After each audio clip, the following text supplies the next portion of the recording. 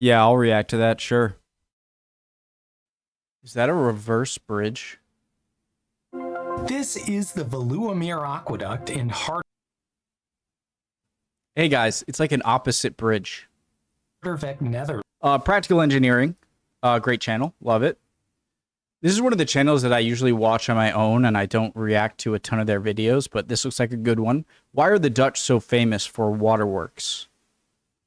Because they're really smart, and they have to face the issue of rising water levels that led them to be super good at it, I'm assuming. Let's go. It solves a pretty simple problem.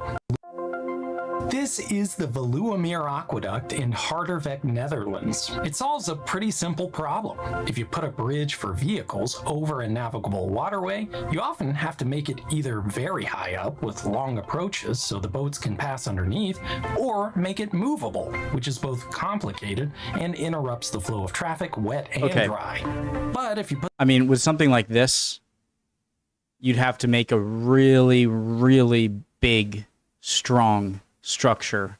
So I'm assuming with a waterway this wide, a regular bridge is always going to be the better one. I'm already pausing.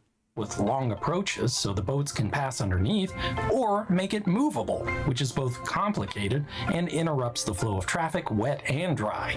But if you put the cars below the water, both streams of traffic can flow uninterrupted with a fairly modest bridge. Elevated aqueducts aren't that unusual, but this one is just so striking to see, I think, because it looks just like a regular highway bridge, except the opposite. When I was a little kid, I read this book, The Hole in the Dike, about a Dutch boy who plugged a leak with his finger to save his town from a flood. And ever since then, as this little kid grew up into a civil engineer with a career working on dams and hydraulic structures, I've been kind of constantly exposed to this idea that the Netherlands is this magical country full of fascinating feats of civil engineering, like Willy Wonka's chocolate factory, but for infrastructure. I'm not necessarily proud to say this, but I think it's true for a lot of people, especially here in the US, that my primary cultural touch point with the Netherlands is just that they're really good at dealing with water.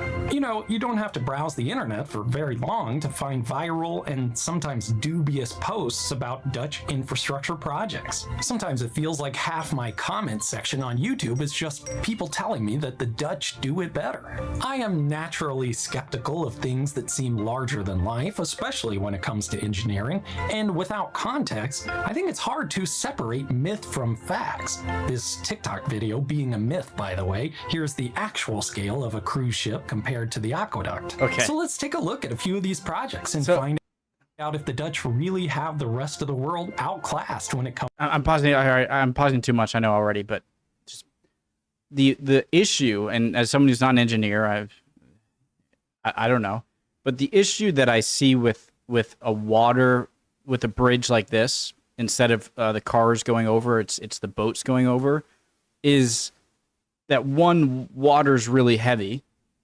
and two, and the one that kind of stands out more in my mind, is that water can kind of move in some strange, more unpredictable ways sometimes, or maybe not unpredictable, but can flow in certain ways that I would imagine might cause a lot of stress on a certain area of the bridge. Like if a large-ish wave kind of went over the bridge, then suddenly you have a lot of weight on one side of it. And so that's got to be a little dangerous to deal with, right? Here's the actual scale of a cruise ship compared to the aqueduct. So let's take a look at a few of these projects and find out if the Dutch really have the rest of the world outclassed when it comes to waterworks. And I'll do my best to pronounce the Dutch words right too. Ik ben Grady, and dit is practical engineering. Ik ben. My name.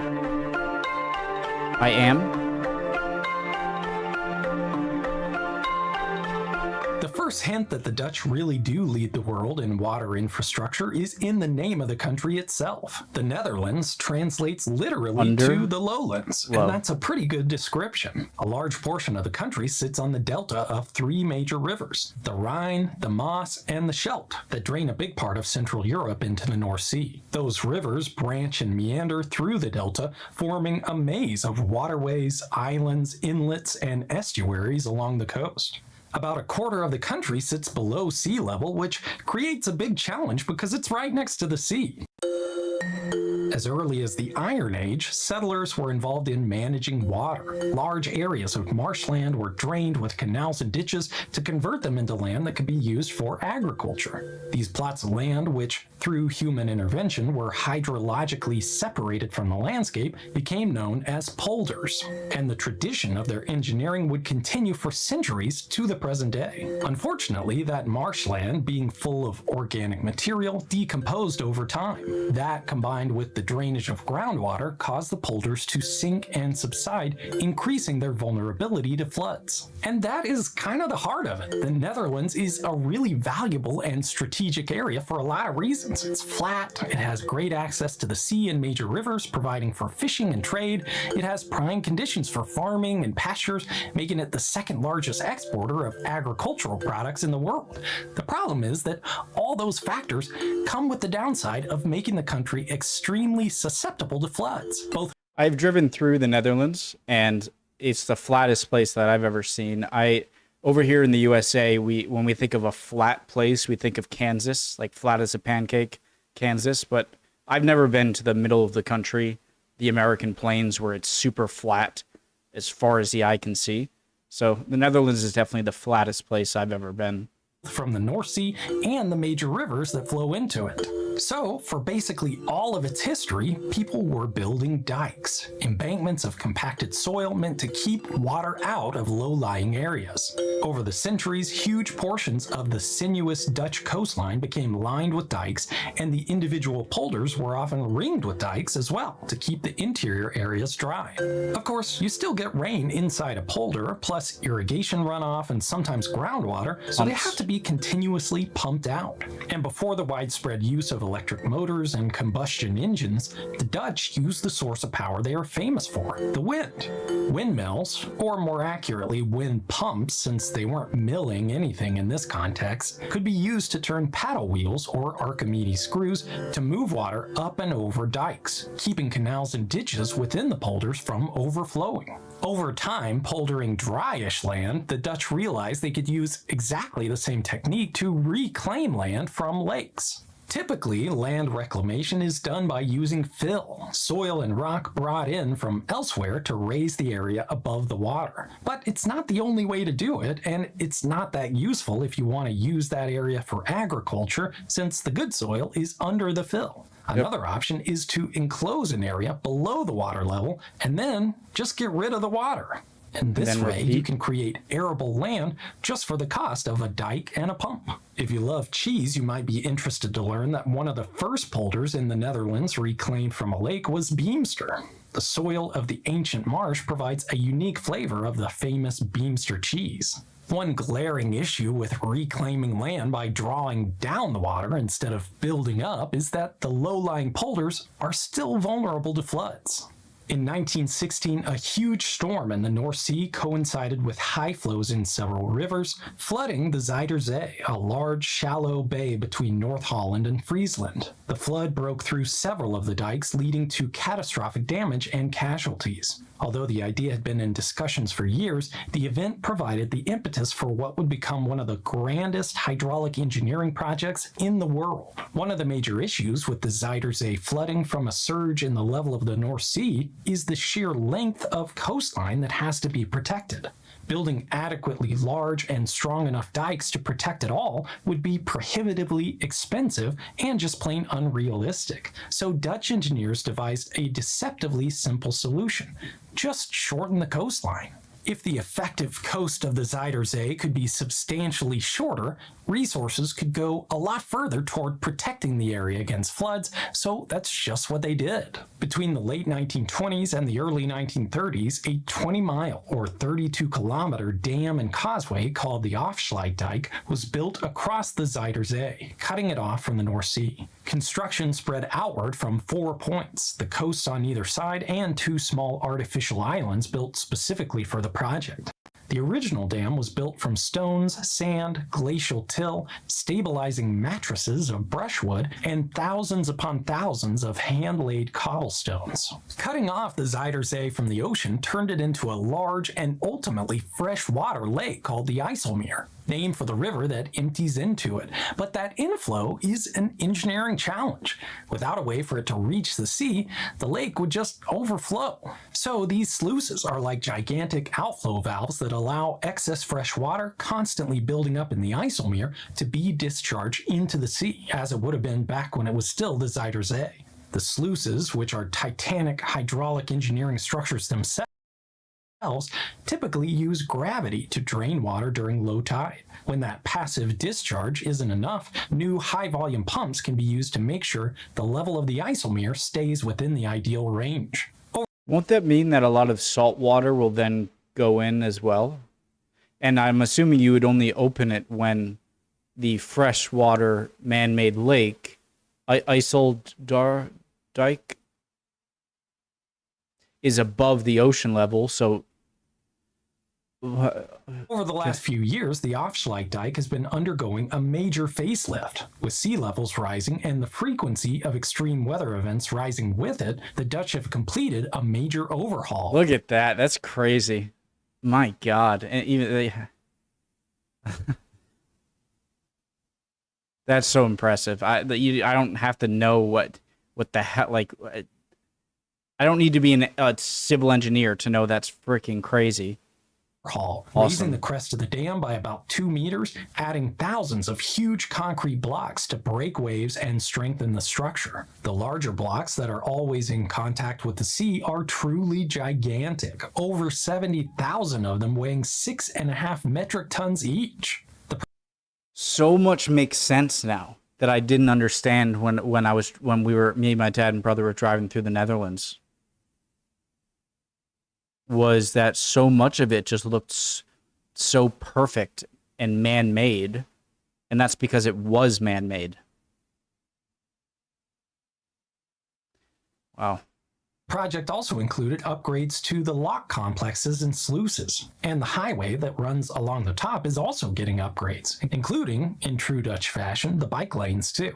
And human passage isn't the only consideration for the project either. The fish migration river will allow fish to swim between the North Sea and the IJsselmeer and the river ecosystems upstream. The stark contrast between freshwater and saltwater is hazardous to fish, so the migration river spreads out the salinity gradient into something more manageable. And they know to go to that area. It's like a fish ladder, but on top of having an elevation gradient, it's also a ramp of saltiness. With the shallow Zuider Zee protected from the North Sea, the Netherlands saw an opportunity to increase its food supply by creating new land. Over the middle decades of the 20th century, the Dutch built 4 gigantic polders in areas that were once the seafloor.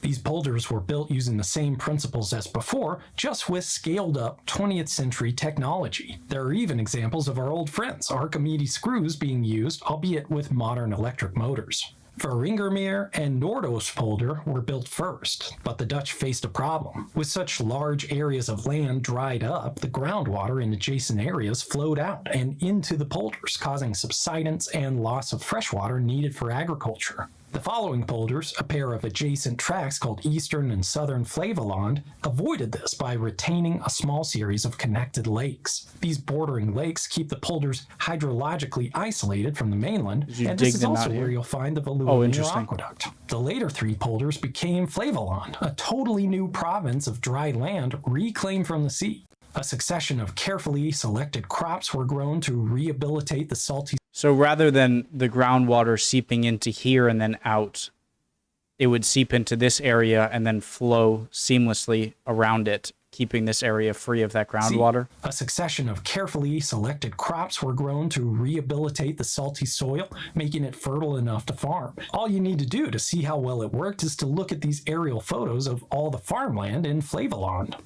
There were plans for a fifth boulder called Markervard, and a huge dike was actually constructed for it. Hang-ups going as far back as the German occupation of the Netherlands in the Second World War to later environmental concerns stopped the polder from being completed. The dike did create another freshwater reservoir, the Markermeer, and only recently an artificial archipelago called the Markervaden was built as a nature conservation project and host to migratory birds, fish, and ecotourists alike. Even as the Zuiderzee works protected part of the Netherlands, many parts of the country were still facing threats from flooding. In the winter of 1953, an enormous storm in the North Sea raised a major storm surge, crashing into the delta, causing floodwaters to overwhelm much of the already existing and extensive flood control structure. So this is why I'm assuming that almost like a lock system in a ship, in a transportation, a large ship or a military ship, any large boat on the ocean, that in order, if you get struck on the side somewhere in the ship and it creates a hole that seawater floods in, that rather than that being a death sentence, you can shut off segments of the boat so that that flooding is contained near to where the puncture of the hull was. And so I was thinking earlier in the video that I would probably do the same thing to avoid overwhelming flooding. Is I would probably create a series of dikes to make it so that for the same purpose that you would locks in a ship. Structures of the Netherlands. In an instance of a hull breach, or in this case, a hurricane or natural disaster. Much of the already existing and extensive flood control structures of the Netherlands. A staggering 9% of all the farmland in the whole country was flooded. 187,000 farm animals drowned, nearly 50,000 buildings were damaged or destroyed, and over 1,800 people perished. Wow. It was one of the worst disasters in the history of the country. Just as with the Zuiderzee, the extraordinary length of the coastline of this area meant that adequately strengthening all the dikes in response to the storm wasn't feasible. So an incredibly intricate plan called the Deltawerken, or Delta Works, was put into motion to effectively shorten the coastline with a series of 14 major engineering projects, including dams, dikes, locks, sluices, and more. Unlike with the Zuiderzee works, fully enclosing the area and cutting off the sea wasn't an option. Firstly, the Rhine and the Maas have gigantic flows. The Rhine is one of the largest rivers in Europe, and that can't just be walled off. There are also concerns about environmental impacts and ensuring the easy movement of the huge amount of shipping that uses this waterway. So, I would have thought it would be the Rhine would be the biggest in Europe, not just one of. But I guess technically, like, the Volga is even technically in Europe. Same with the Dnieper, the Danube. So you got a few competitors. Many of these structures have to be functionally non-existent until they're needed. The resulting projects, along with the Zuiderzee works, have shortened the Dutch coast by more than half since the 19th century. These feats are so impressive they're on the American Society of Civil Engineering's list of wonders of the modern world, and it's easy to see why when you take a look. This is the Oosterscheldekering, the largest of all the Delta works. What are the pipes for? It was initially designed to be a closed dam, similar in some ways to the Afsluitdijk. If constructed as initially conceived, it would create another large freshwater lake. But by the time it was under construction in the 1970s, environmental impacts were much more appreciated than they were in the 20s and 30s. So the dam was designed to include huge sluice gates to allow massive tidal flows during normal conditions while retaining the ability to fully close off the inland portion of the delta from the sea during storm conditions. The Oosterscheldekering comprises 2 artificial islands and 3 storm surge barrier dams connecting them. The larger of the islands also contains a lock, allowing for ships to pass through. The floodgates are staggering in scale. There are 62 steel doors, each 138 feet or 42 meters wide, and weighing up to 480 metric tons. Even the piers between them were a monumental effort. Things like this, I have to respect to. And this goes for places like Japan or Saudi Arabia or Argentina, Brazil, or China. If you have these amazing civil engineering projects that work and are huge, how can you not you are forced to respect the people there and the society there, that they have the enough stability and wherewithal to organize this stuff and complete it.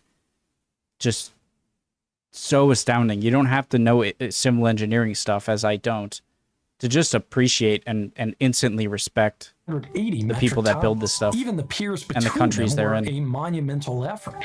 They were built off-site, maneuvered into place with custom-built ships, then filled with sand and rock to sink them into place. Special ships also had to compact the seabed with vibration before placing the pillars. Another notable structure... People are so smart. Jesus Christ. Look at this thing.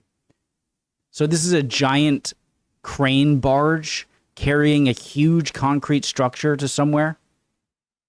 How are people this smart? And filled with sand and rock to sink them into place. Special ships also had to compact the seabed with vibration before placing the pillars. Another notable structure in the Delta Works is the storm float curing Hollandse IJssel, a storm surge barrier protecting Europe's largest seaport. The project has it all: a lock to allow for the passage of ships, a bridge for road traffic with a fixed truss and a movable bascule portion crossing the lock, and two gigantic movable storm surge barriers crossing the main sluice. Each of these barriers is strengthened by a truss arch, which makes them look like sideways bridges when viewed from above. And then there's the Maaslandkering. This is probably the most impressive storm surge barrier on the planet. Those TikToks showing out-of-scale cruise ships crossing the Veluwemeer should have just shown actual gigantic ships cruising through this huge ship canal safeguarded by the Maaslandkering. It's hard to communicate the scale of the two gates. They're considered one of the largest moving structures on Earth. It's like a giant monster just like closing its arms in and protecting areas from water. And moving them is a process. The gates normally sit in dry docks. When it's time to close them, it's still pretty fast. You can see the time with the, obviously it's fast forwarded, but with the boat. Dry docks are flooded and the hollow gates float in place. Then they're pivoted around gigantic ball and socket joints at the end of each truss arm. My only question is, how do you ensure a seal, a proper seal at the bottom of these things with the seabed? Each door is 690 feet or 210 meters wide, and once in place they're flooded with water so they sink to the bottom, completely blocking even the fiercest storm surge. In the event the doors remain closed long enough for the flow of the Rhine to build up dangerously high on the inland side, they can be partially floated, allowing for excess river water to run out to sea. But over time, won't like silt... 210 meters wide, and once in place they're flooded with water so they sink. Won't like silt build up and make it difficult for it to close? I don't know. Completely blocking even the fiercest storm surge. Clearly it works. In the event the doors remain closed long enough for the flow of the Rhine to build up dangerously high on the inland side, they can be partially floated, allowing for excess river water to run out to sea. Since its completion in 1997, aside from annual testing, the Maaslandkering has only been closed twice, once in 2007 and again in 2023. And to me, that tells the story of Dutch Waterworks more than anything else. It's all a huge exercise in cost-benefit analysis. Look at two alternate realities, one where the Delta Works weren't built and one where they were, and then just compare the costs. In one case, the costs are human lives, property damage, agricultural losses from saltwater, and all the disaster relief efforts associated with, so far at least, just two big storms. And in the other case, the costs are associated with designing, building, and maintaining an infrastructure program that rivals anything else on the globe. The question is simple: which one costs more? Look at many other places around the world, and the answer would probably be the Delta Works.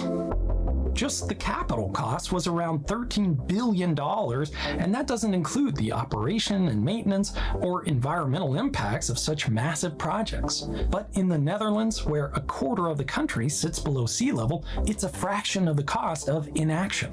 Also, bureaucratic blockages, right? People have to be on board enough to agree on things in a democratic system. So that's impressive on itself. Flood control projects are designed to protect up to the 1 in 100 probability storm. In other words, in a given year, there's a 99% chance that a storm of that magnitude doesn't happen. In like a 1 in 10. Those levels of protection are much higher. River structures go from the 1 in 250 all the way to the 1 in 1,250, and flood protection from the North Sea goes up to the 1 in 10,000 year event. It only makes sense because I was picturing the reverse scale. My bad. Practically the entire country is a floodplain. Massive investment in protection from flooding is the only way to exist. And those projects come with other costs too.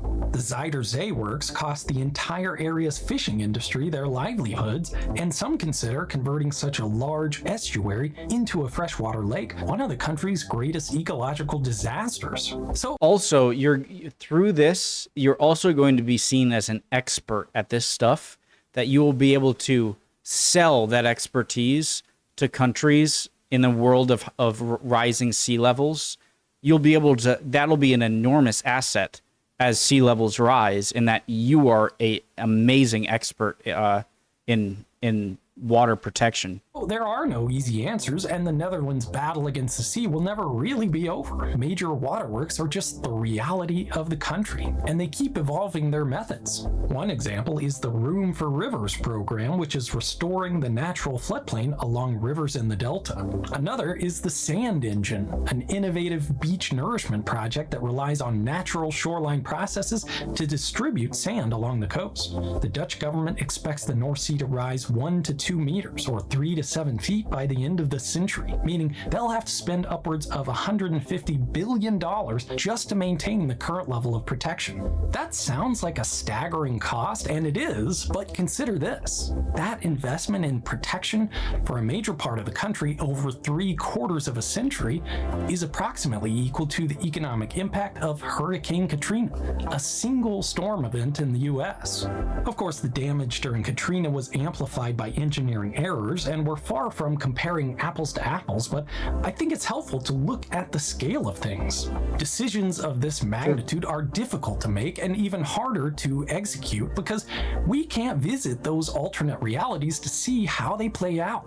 But what we can do is look at the past to see how decisions have played out historically, and there's no place on Earth with a longer history of major public water projects than the Netherlands. In fact, the U.S. Army Corps of Engineers and the Dutch government agency in charge of water, Rijkswaterstaat, have had a memorandum of agreement since 2004 to share technical information and resources about water control projects. And in the aftermath of Hurricane Katrina, the Army Corps consulted with the Rijkswaterstaat to help decide how to rebuild New Orleans' flood defense system. In 2021, those systems were put to the test when the region was pummeled by Hurricane Ida. It was an extremely powerful storm, and the torrential rains and violent winds did enormous damage, but the storm surge was repelled by the levees, barriers, and floodgates built with assistance of Dutch Waterworks engineers. Many signs point to storms getting stronger and surges getting higher, which means that practically the whole world is in an uphill battle with floods.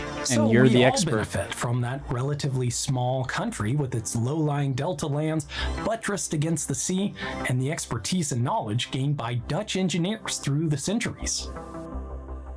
All those barriers along the Dutch coast were designed to keep out storm surge, but I doubt the engineers considered the possibility that they could be used for national defense against international thieves. In his recently released memoir, former British Prime Minister Boris Johnson revealed a plan he hatched to steal COVID-19 vaccines from the Netherlands in an aquatic raid after facing hurdles importing them legally. I do remember hearing this news story, but it sounded so strange. Hardly make up a story this divisive. It's got politics, the pandemic, and covert operations against allied countries. But that means you have to be even if it was against an enemy, it's like, what are you doing? But thoughtful about where you read about it. That's why I use today's sponsor, Ground News. Guys, it's up to you. I'm gonna at least play through and try to show the promo codes and stuff. It's their video, so I want to make sure talked to. about Ground News It's been a very before. interesting It's a video. really interesting platform that puts news stories like this in context, providing information about each outlet, who they're owned by, and how they lean was a good politically, transition. backed by rankings from independent news transition. monitoring organizations. You get these visual breakdowns that help see all this context at a glance, but my favorite part is just having all the article headlines and summaries in one place, so I can click through to a few of them from various outlets and compare them myself. You can see this story is a headline writer's dream. It can be slanted in a lot of different ways. They also have a feature called the blind spot that shows you stories mainly covered by one side of the political spectrum. Stuff Such you a might good totally idea. miss if you only follow a few main sources for your news. It can be really frustrating trying to follow the news just to get the facts, especially for controversial subjects like those that involve politics, environmental issues, or ongoing conflicts where there's more motivation to get a particular narrative across. In that way, journalism has a lot of power over us, and Ground News hands some of that power back to you. If you'd like a more transparent media landscape, they're offering a huge discount right now at the link in And make sure to use, guys, if you're interested and anyone's still here, love you guys. But if you're interested in Ground News, it looks amazing, and you heard it here from me reacting to Practical Engineering's video, please use the /Practical Engineering. Not only, I'm sure, will it give you a discount, but we learned it here. We learned from his content. This is his sponsor. This will help him out. And so that's double, if not triple, the reason to use the /Practical Engineering. Even if, you know, 1 in every 10, 100 videos that I react to, someone actually uses this stuff, it'll make me happy. the description, 50% off the Vantage subscription, which includes unlimited access to all their features. Ground.news/practical engineering, or just click the link in the description. Thank you for watching, and let me know what you think. Great video. Love y'all. Hope you're all doing well. It's fascinating. Would love any comments down below. If I said something stupid or wrong, call me out. If you want to answer any questions I had, you guys are always great with that. Hope you're all doing well, and hopefully I'll see you guys next video. We'll keep on learning. Bye, guys.